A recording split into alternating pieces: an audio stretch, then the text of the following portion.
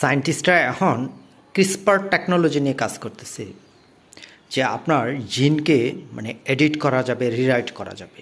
আপনার ডিএনএতে edit rewrite করে আপনাকে এক প্রাণী থেকে অন্য প্রাণীতে কনভার্ট করা যাবে, এবং এটা পাবলিকলি বেশ অ্যানাউন্সমেন্ট হয়ে গেছিলো যে আমাদের একটা মানুষকে, হিউম্যান বডিটাকে আসলে ডলফিনে কনভার্ট করা সম্ভব। এবং এই ডলফিন হয়ে একটা মানুষ যখন ডলফিন হবে এবং সাগরের নিচ থেকে তার সকল এক্সপিরিয়েন্স গ্যাদার করার পর সে আবার হিউম্যান বডিতে ব্যাক করতে পারবে। তা আসলে এই ধরনের স্টাডি হচ্ছে, যেটাকে ক্রিসপার টেকনোলজির মাধ্যমে এটা সম্ভব।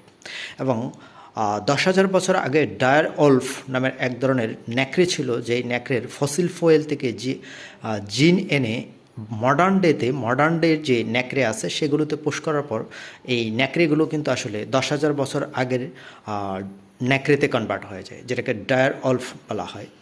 ওই ধরনের ন্যাকড়েতে কনভার্ট, দ্যাটস মিন এটাই প্রুফ হচ্ছে যে আসলে আমাদের ডিএনএকে রিরাইট করে, জিনকে রিরাইট করে আপনাকে যে কোনো প্রাণীতে রূপান্তর করা সম্ভব।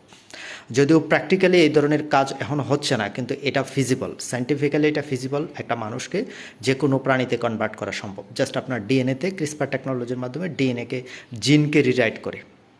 হয়তো অদূর ভবিষ্যতে এই ধরনের টেকনোলজি চলে আসবে, মানুষ অন্য কোনো প্রাণীতে কনভার্ট হবে, সেই প্রাণীর এক্সপিরিয়েন্স গ্যাদার করার পর সে আবার চলে আসবে। আসলে স্পিরিচুয়াল ওয়ার্ল্ডে এই জিনিসটা এটাই প্রুফ করে যে আপনি যখন আপনার এই জীবনের কর্মফল লোয়ার ডাইমেনশনাল হয়ে যাবে, আপনার চেতনা যখন নিম্নগামী হয়ে যাবে, তখন আপনি নিম্ন প্রাণীতে যাবেন। আবার যখন উন্নতর চেতনায় যাবেন, তখন উন্নত প্রাণীতে যাবেন।